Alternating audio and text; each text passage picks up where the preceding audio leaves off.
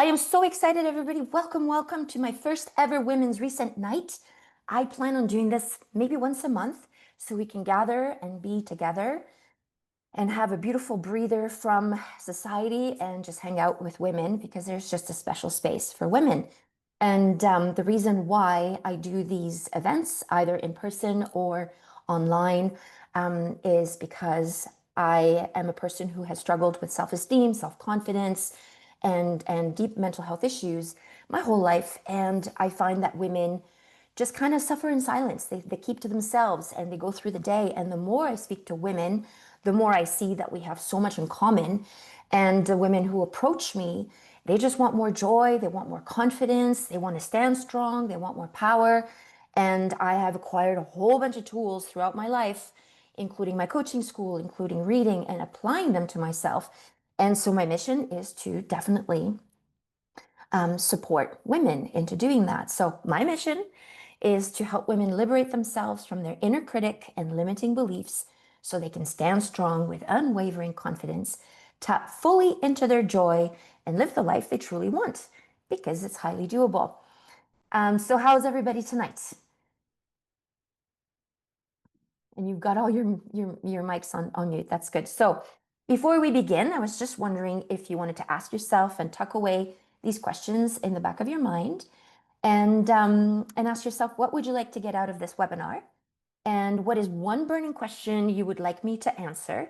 This is a women's reset night, and it's all about joy, confidence, mindset, and feeling more inner peace. So we'll see how that goes tonight, and let's do it. So I'm going to go over my life. Well, not my whole life because that would take forever, but I'm going to go through the 3 pillars of what I would call awareness, loving acceptance, and aligned action through storytelling. So that's how I'm going to set it up for you tonight. And I will be asking you some questions as I go along the way. And I'm also going to illustrate with my life as well what that means. And there's also going to be an activity that I will lead you through. So that's what we're going to do. So my story is I was born in Canada, raised in France. I'm a mom. I have 2 girls.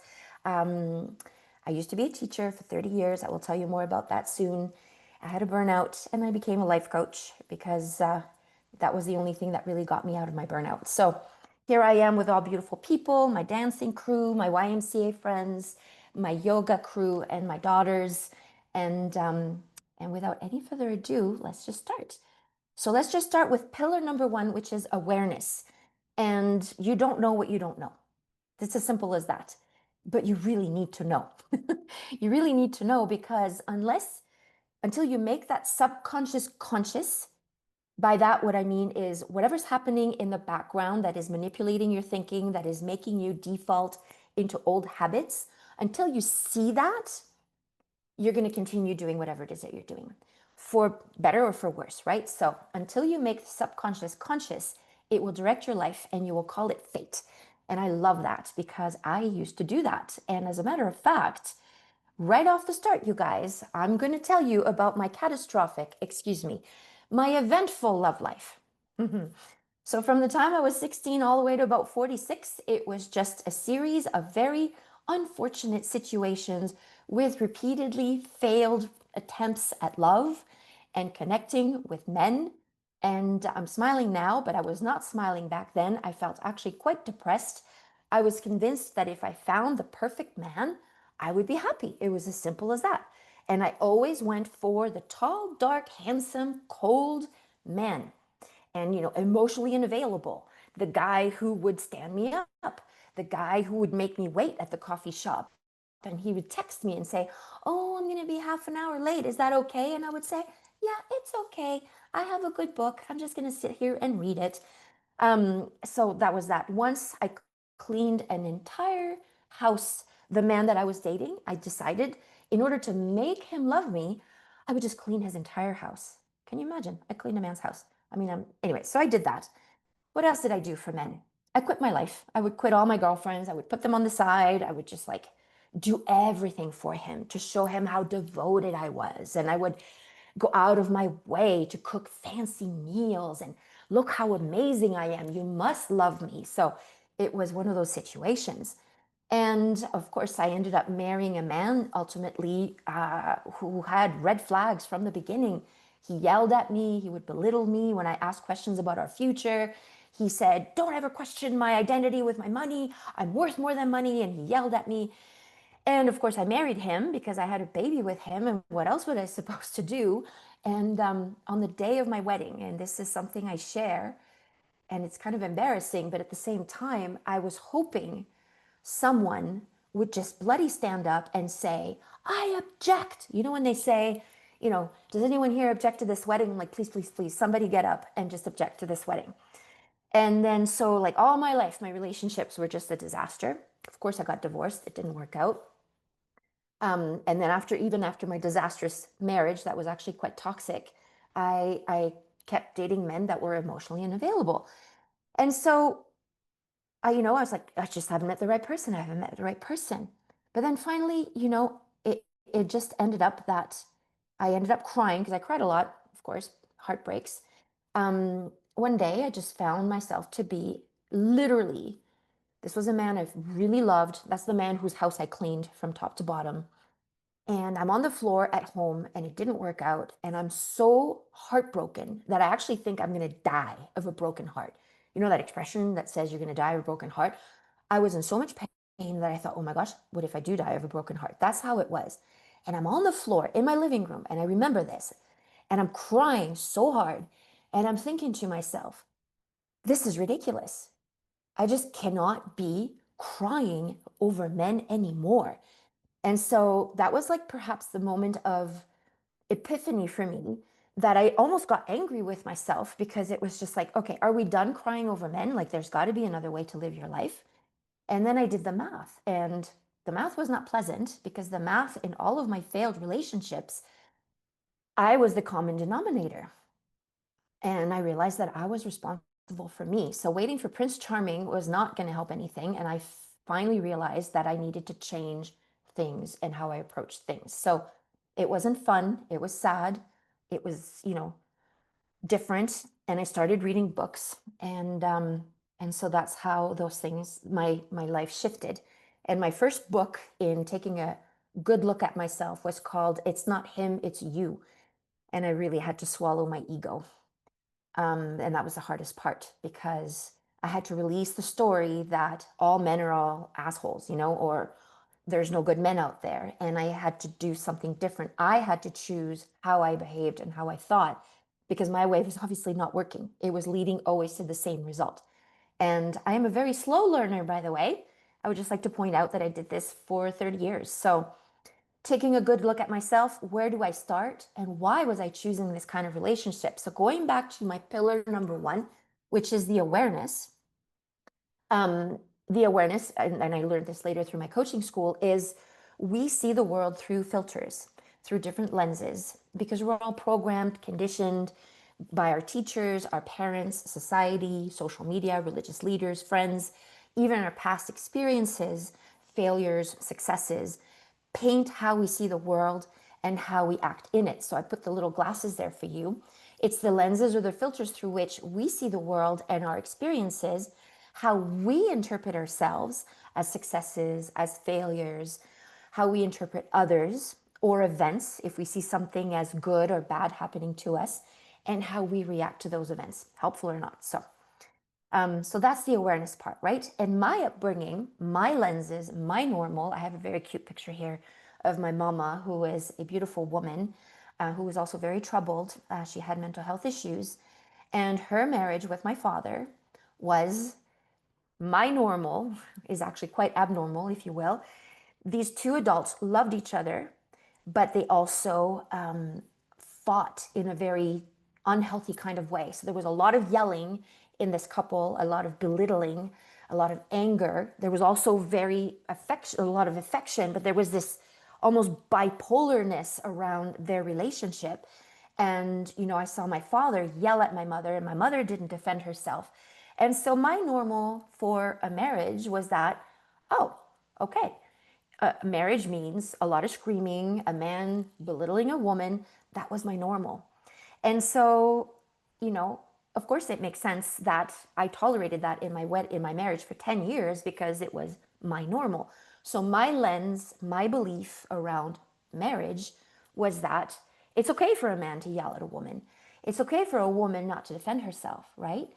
And yeah, so that was my normal with marriage. And on top of it, I was the eldest of four children, which meant I was a little bit lost in the shuffle, and I really had to rely on myself.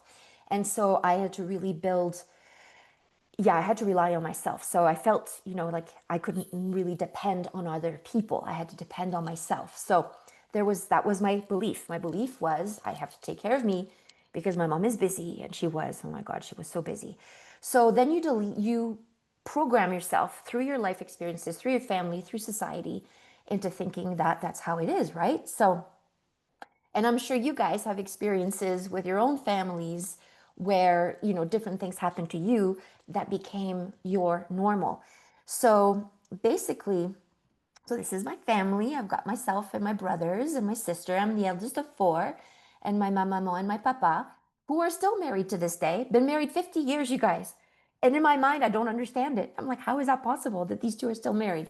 But there it is, right? Um, and then there's my mom and dad saying, we raised the boys and the girls exactly the same. And they didn't. They did not. The boys were definitely had life easier. They never had to prove anything. My sister and I, we had to work really hard to prove our worth, right? So all those things tabulate into your awareness. Who am I, and how does this programming impact my choices now, right? So for example, some of the limiting beliefs I used to have were having fun is frivolous, and it will not help you progress in life. Girls, women need to work harder to succeed. You have to be perfect to be loved. In my case, to be loved and seen. Oh, I have a message in the chat. Yes, it was me and my mom. Yeah, it was. And now I don't know how to go back to my presentation. Oh no. You Oh, look let's just see. like your mom. Oh, That's I why I know. It's asked. crazy, right? Yeah. It's And literally, I thought it was you, but then that's why I didn't want to assume. So thank you for no, answering. no, no, it was my mom. Absolutely. And that was you that she Um, was carrying? yeah, that was me as a Amazing. baby. I know. Amazing. Now what's not so amazing is I've lost my presentation. So hang I on, see guys. something at the bottom. You see something at the bottom? I am so glad because I can't see a thing. Let's just see if I put this See that? in big screen. I'm going to put this in big screen. Whoops. And hang on. Nope. Escape. And here we are. Okay, I'm back. So yeah, those are the beliefs that I used to have. The other one was, yeah, you have to be perfect to be loved. So perfectionism is something that I built in really early in life. In order to be seen, loved, validated, I had to be excellent at everything, which is exhausting, as you can bloody imagine. If you want things to get done properly, you have to do it all yourself, which is a very typical thing amongst women, because if we have to rely on a man to do things for us, sometimes it just doesn't get done, right? And then the last one, which I also find I'm not the only one who experiences this, is suffering is normal. No one wants to hear you complain. Don't ask for help and manage, right? So that used to be my limiting beliefs that I had. And another way for you to realize how it is to watch your talk. How do you talk to yourself? And I used to should all over myself, a lot of judgment. I should be able to stay confident when I'm in a relationship. I should have done this instead of saying that. Why did I tell him whatever this, right? I need to do this. I have to do this, where there's a lot of judgment. So, one way to gain awareness around our defaulting is watching the language that we have.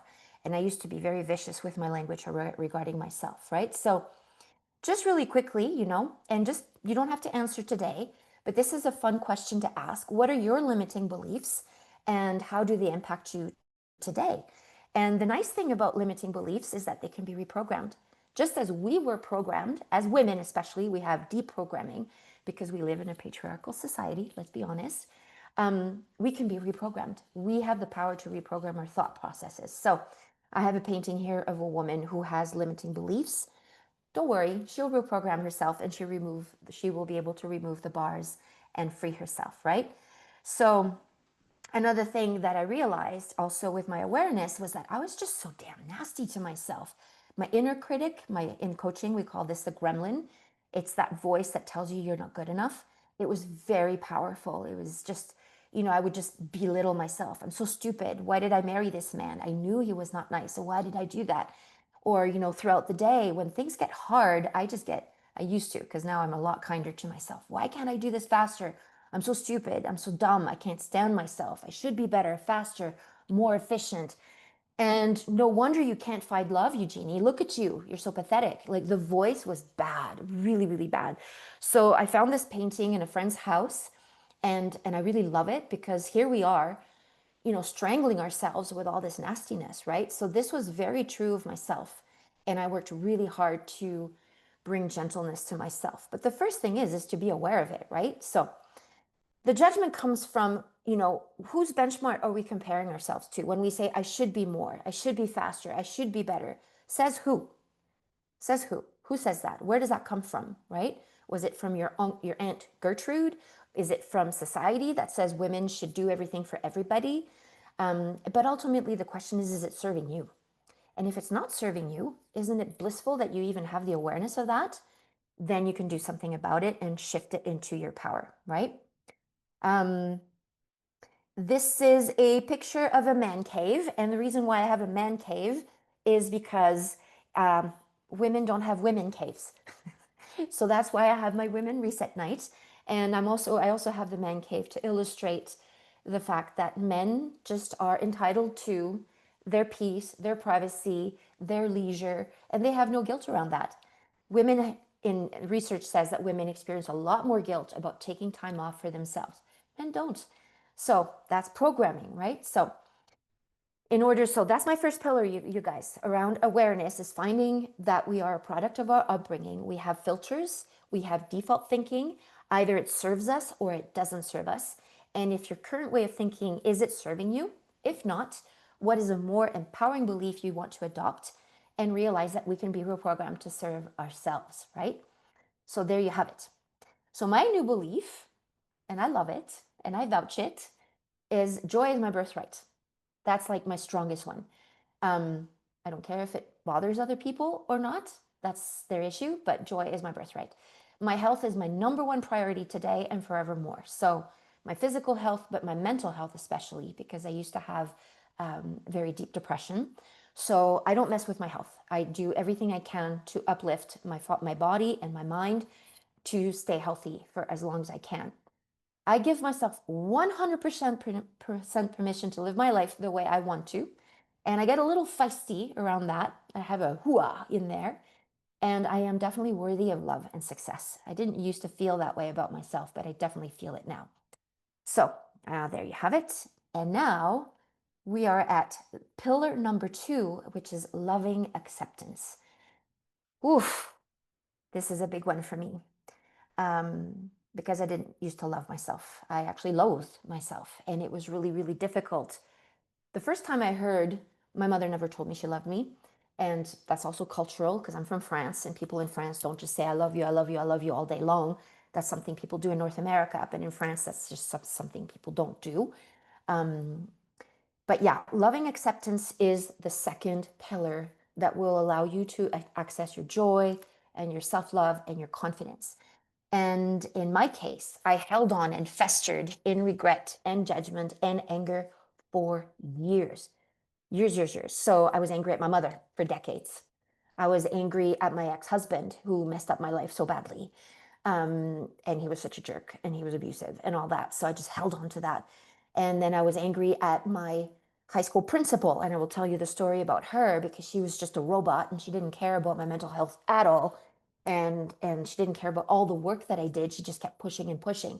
And so I just felt so angry and I regretted the past. Like, why did I do this? And I would spin in my head and rehash it. Oh, God, I'm so stupid. Why did I marry this man?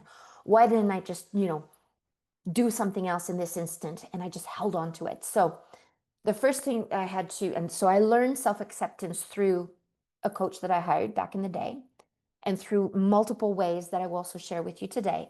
But the first thing that was the foundation principle in my coaching school is you cannot make a mistake, which the first time I read that, I basically said, bullshit. Of course, we're all making mistakes, right? But if you think about it, um, you made the decisions that you made with the tools you had at the time, and you couldn't have acted differently. So, in the case of my marriage with my ex husband, I already had a baby in my arms. The day I got married, I had Kemi, and she was 20 days old. And I thought to myself, well, I can at least try making this marriage work. I had very little self esteem. I didn't know how to stand up to somebody who bullied me. So I didn't have the tools, but I thought, well, at least I'm going to try. So I married him and it lasted 10 years. But was it a mistake in the end? I don't know because I had Stephanie. So, and I will talk about that as well, right? So building that self love, that self acceptance, releasing the past, releasing the quote unquote mistake is so important in bringing that inner peace that we did the best we could with the tools we had, with the energy, made a better decision with your brain being half awake, right? So, acceptance. I mean, honestly, you guys, I made a decision that day that I was on the floor and crying that I told you about. And you'll have to let me know if you. Um, Now it says my internet is not strong. Can you still see me and hear me, everyone? Is everyone still here? Yes, it Mm. does lag a little bit sometimes, or you Okay, may get stuck. But other than that, we can hear you though. So you you can can hear keep me? Okay. going. Okay, I'll keep going. Let me know if you lose me, and some of you have my phone number, so you can just text me as well. Okay.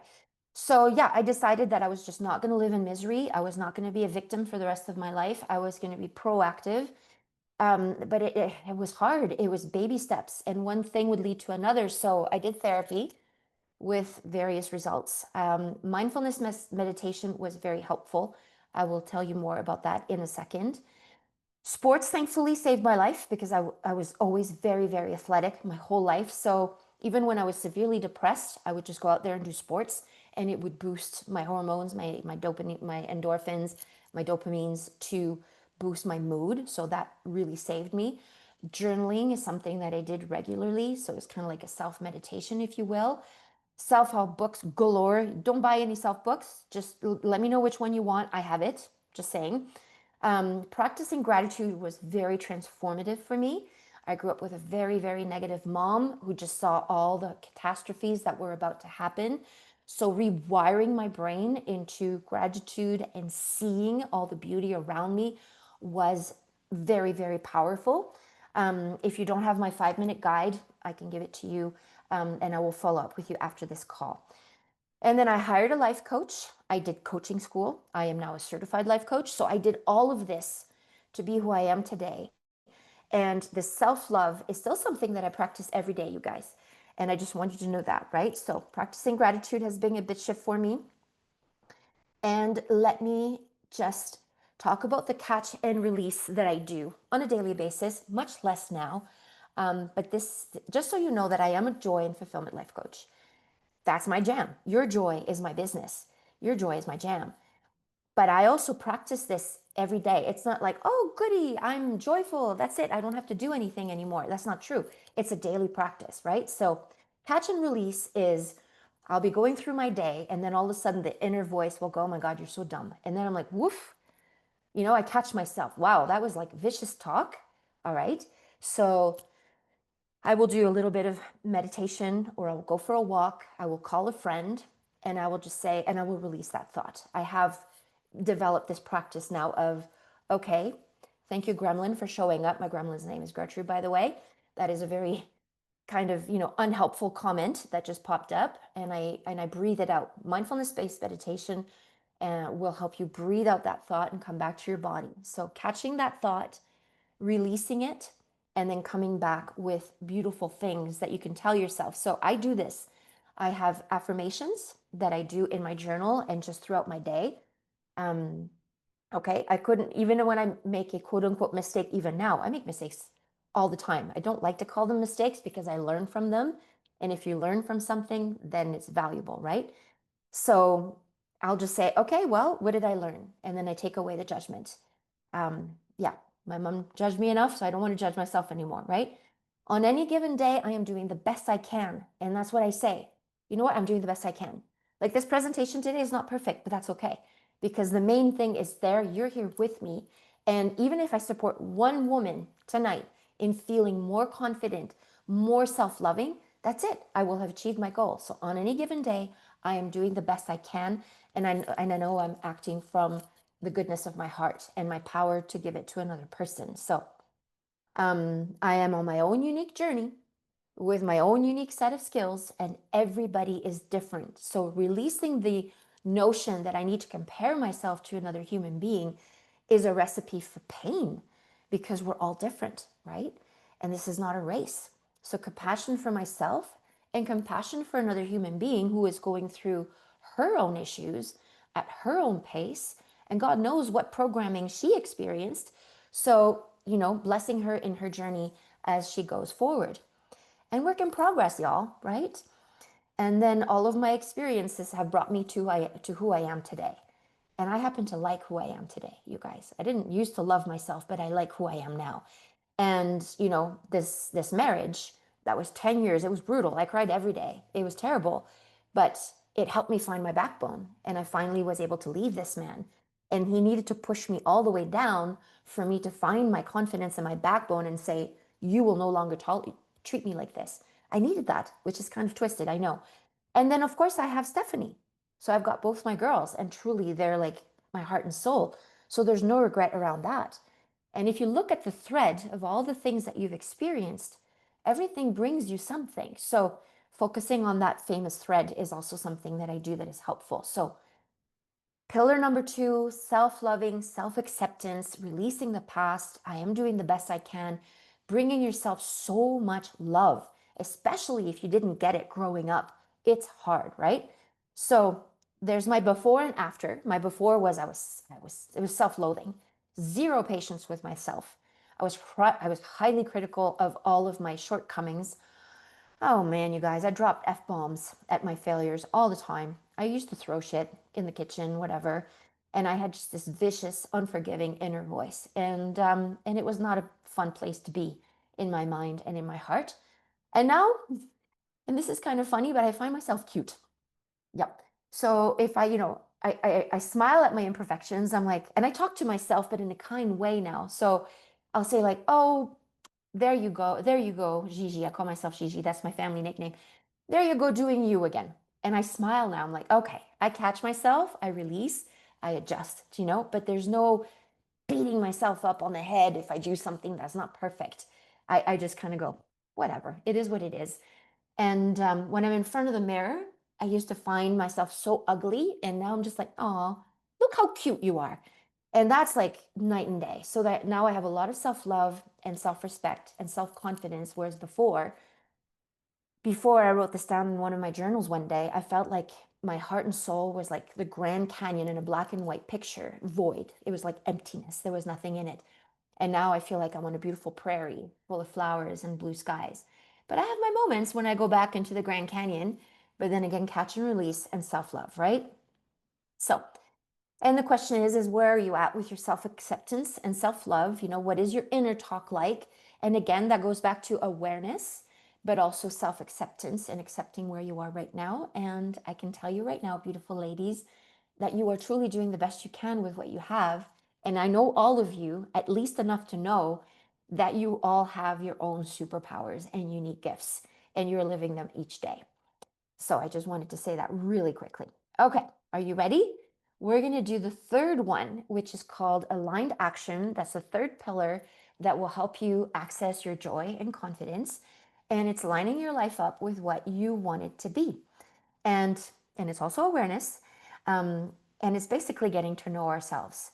Despite the programming, despite society that says women have to do absolutely everything and women can just go into their man cave, that's deep programming, by the way, is getting to know ourselves. And in my case, I really, I'm going to admit this, nice lady, is discovering who I was, my true values through my best moments and my hardest, right? Because you will know who you are based on what you've experienced in the past. And both good moments, bad moments will tell you who you are. So Now I got to share my burnout story with you. As you know, I used to be a high school teacher. I taught high school for 20 years. I also taught university for 10 years. I taught mainly French, literature, grammar, etc. And the truth is, teaching was the right choice for me. I loved being a teacher. I loved hanging out with teenagers. I loved their attitude. I could tell them to stuff it. We would laugh. I loved books. I loved connecting characters with themes. I like connecting characters with my students' lives. Um, I read books in class. I would cry. Like I was just, we did theater plays and it was so creative and I was so passionate about my craft that it was just like a very much a love story for me to be a high school teacher until it wasn't. Until it wasn't, where I experienced a burnout and I was finding myself grading papers. Oh, I should probably explain to you why I have The Little Prince here. Used to be my favorite book to teach. I taught that book for 16 years at the high school where I taught in Cambridge. And this is one of my former students. This is Lauren. In this picture, she's pregnant. The baby is born now. She had a little baby boy. And I saw her at Zare's at the store, and she was with her mom. And Madame Ducatel, hi. And she was shopping for clothes for her baby. And she was finding little, foxes and stuff like that. And she said that the little prince had just changed her life. And so I was blown away. I started to cry, of course, and I realized that it had a big impact on my students. And through my coaching business, I was able to open the privacy settings, so I was able to reconnect with so many of my former students, and there was just so much love there. So I know I made a beautiful impact on my former students, so much so that Lauren tattooed on her arm the famous quote, L'essentiel est invisible pour les yeux. You only see with your heart. And so that was a really special moment for me. But near the end of my career, this was 2018, 6 years ago now, I was grading every lunch hour. Every weekend, I was at Starbucks grading papers. I was with a principal who just had, blamed teachers for everything. And it was exhausting. And I found that I was having no fun. I found that my teaching was impacted because I was just not having fun in the classroom anymore. And so that's when I became quite depressed. And one day I had a colleague say to me, well, if you think the kids are bad this year, wait till next year. And that was the straw that broke the camel's back. And that day I left. I saw my vice principal at school and I said, I'm going home. I have suicidal thoughts. I don't want to be here. I will be seeing my doctor today. And I left. And so I was gone for 6 months, where the first month off, I slept the whole month. That's how exhausted I was. And I was angry, angry, angry. Like I said earlier, I was really angry at my principal. I wanted to shake her like a plum tree.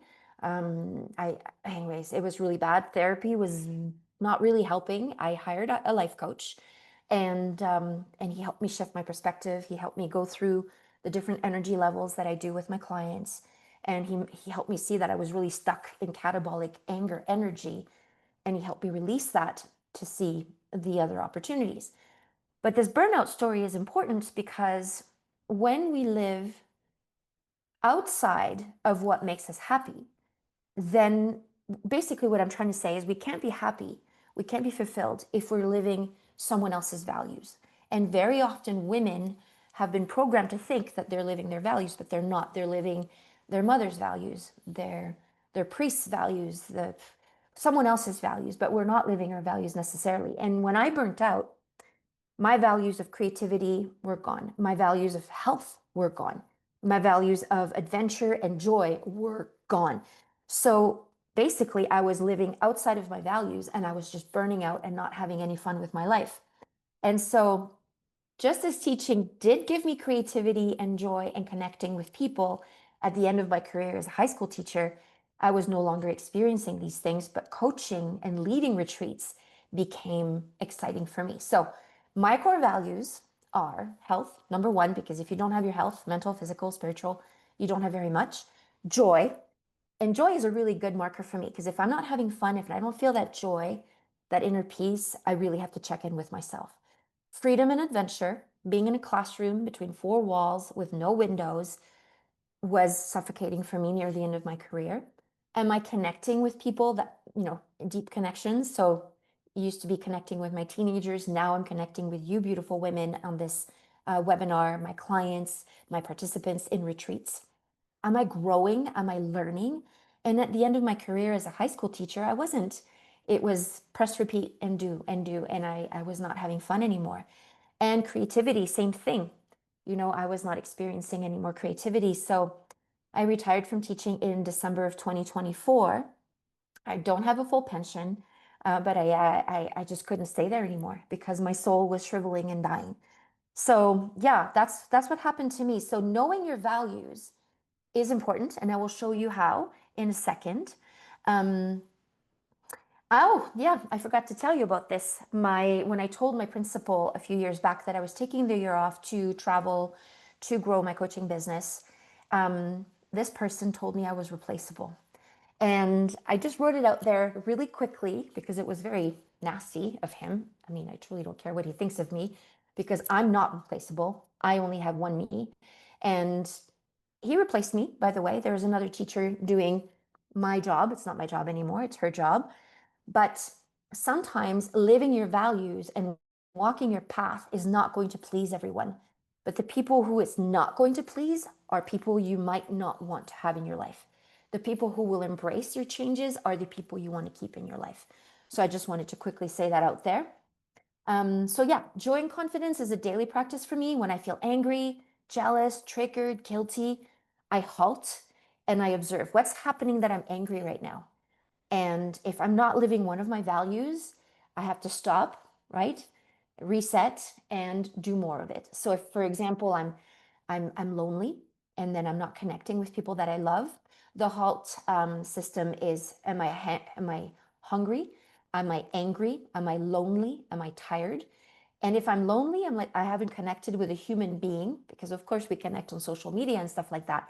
So, but when I get lonely, I get a little edgy, and then I'm like, okay, I got to reach out to people, which is difficult because when I get depressed, I sometimes just want to suffer in silence and just bubble myself up. So I really make an effort to reach out to a friend, reach out to family, and just say, okay, let's just have a little chat, go for coffee, and get out of my head. Getting out of my head is important, right? So in order to really know your who are you really, your GPS, your foundation, your direction, so that you're living your life and not your Uncle Fred's, I provide a values assessment, and it's here.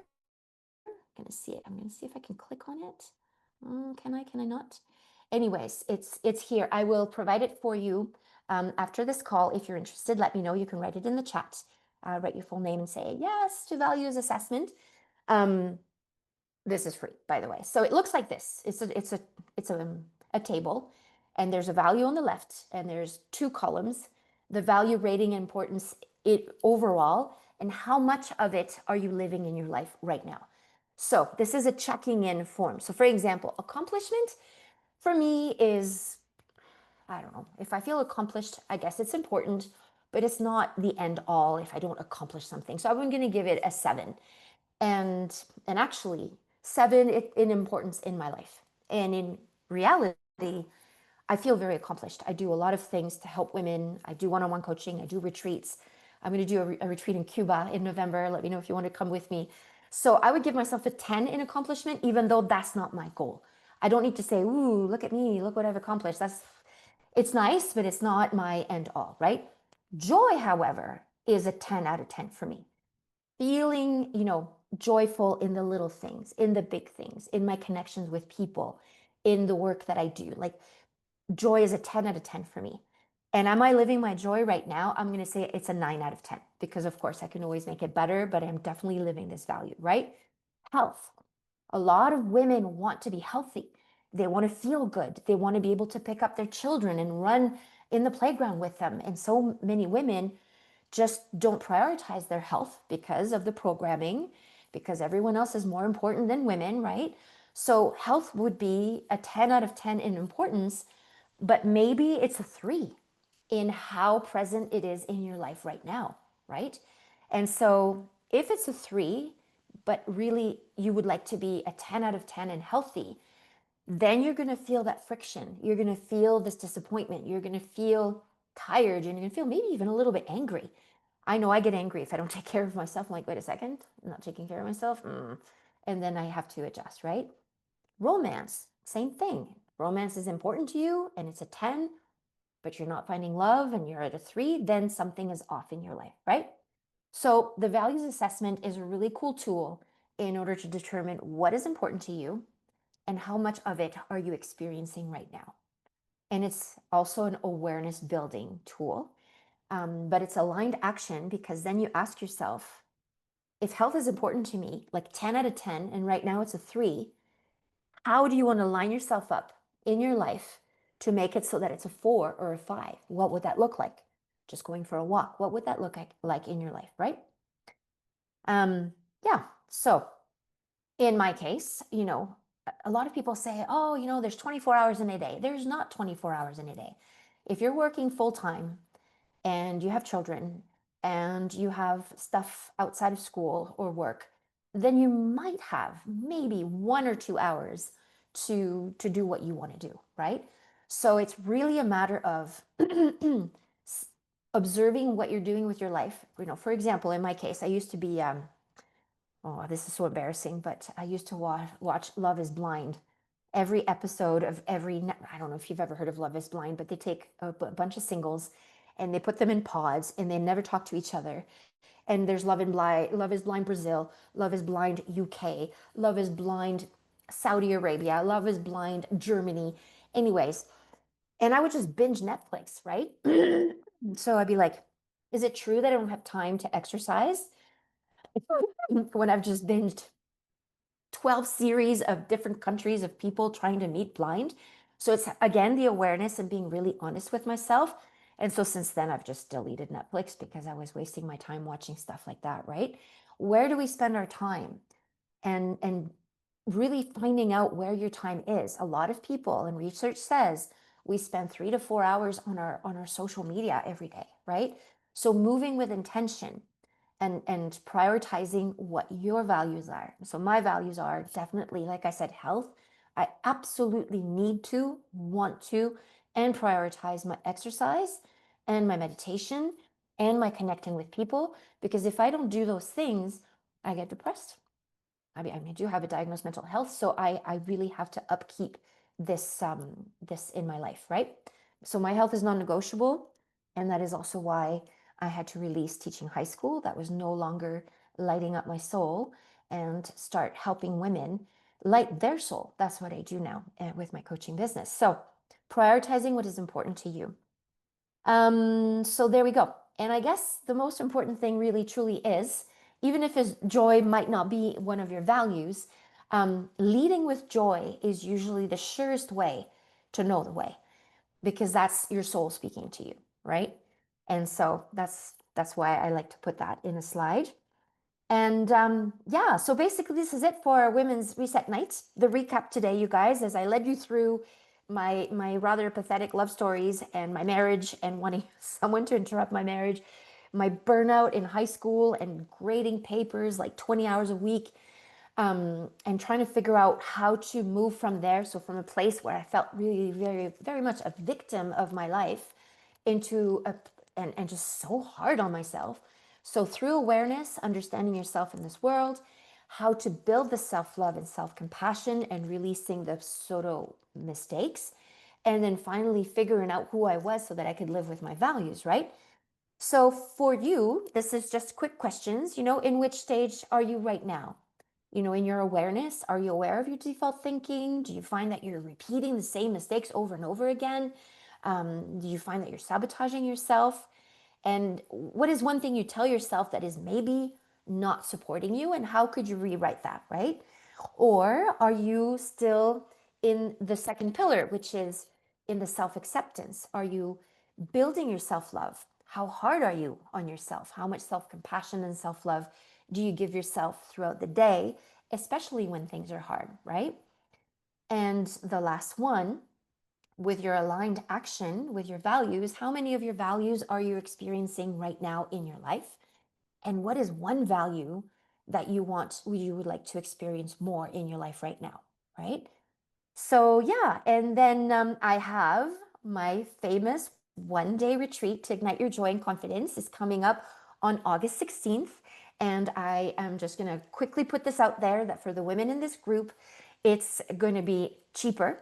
I have to share some pictures. So I did two. This one was the one in January, and I also did one in May. And so it's going to take place in Cambridge in a heritage home. It's on Saturday, August the 16th from 8:45 to 3:30 p.m. It's normally 225, but today for the women in this group, just put your name in the chat and I will book you in. It's $189 today. Breakfast, coffee, tea, cookies, berries, and juice. We get a ceremonial high tea lunch with French patisserie. You get your transformation guide. There's your teacup that you get to keep, your gifts, because you will get some surprise gifts in your gift bag. And so basically, there's some pictures for you. You have to see the beautiful place where we will be. So this is the heritage home where it will take place. It's called Cress Hill. It is a heritage home in Cambridge. My friend Lise Knapp owns this house and she hosts. She is a ceremonial high tea hostess. And bless her heart for giving us this beautiful space where we can be for the day. We do things in the house. We do activities in the park. It's just glorious. So there's oh wait, I have to show you these two girls. So there they are smiling. We're doing some fun things, and they've got their cute little face masks. And then there's the park and the high tea, and this is the park where we do activities right there. And there's some of the activities that we do. There's a lot of, it's just such a beautiful day. You know, it's the day that you didn't know you wanted and you needed it. Your subconscious is just like, I need this day. The day you need to just take a break for you, where you don't feel guilty.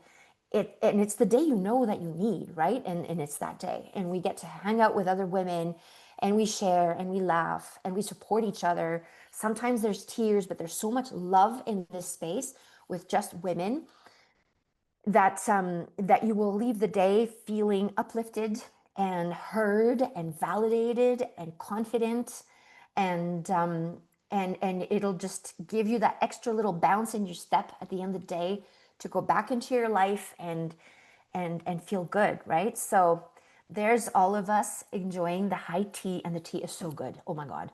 And we're gonna have so much fun. So I had the jasmine tea from Japan, no less, and it was delicious. And I got to keep my mug, sorry, that's a teacup. I got to keep my teacup. Everyone else did. And so, and there's the ladies from the one in January that was not at the Heritage Home, but still, we had such a blast. And so this is a testimonial from one of my participants. And she said, I left the retreat feeling empowered, free, with clear goals for my life. Thank you. So that's from Nicole Hogan. She lives in Guelph. And just as a side note, this beautiful woman was leaving a job that was definitely exploiting her. And so she got the support from the group and the confidence from the group to do her second round of interviews. And she is now working at another job. So magical things happen during these days. I just wanted to put that out there. Thank you, Nicole. And then another young lady was just having a really, really bad day. She said, this is the day you didn't know you needed. And I needed it. I was having a rough couple of weeks and my spirits lifted. At the end of the day, I was relieved, enlightened, and joyful. Thank you. And so this person is now living her dream. She's in Germany and working there and having the time of her life. So a lot of fun things happen here. And another young person said, Eugenie's energy as engagement is 100%. Her energy is so much fun and contagious. It is a bit silly, some of the things that I will make you do. In the last one, I led a salsa class, and I'm not going to tell you all the surprises because a lot of the things that I mentioned today in this webinar, I will be doing when we see each other on the 16th. So if you're interested in this fantastic event, let me know, and I will do a follow-up email with you, and I will invite you. And I think I'm at the end of my presentation, so I'm going to stop sharing, and I am also going to stop recording.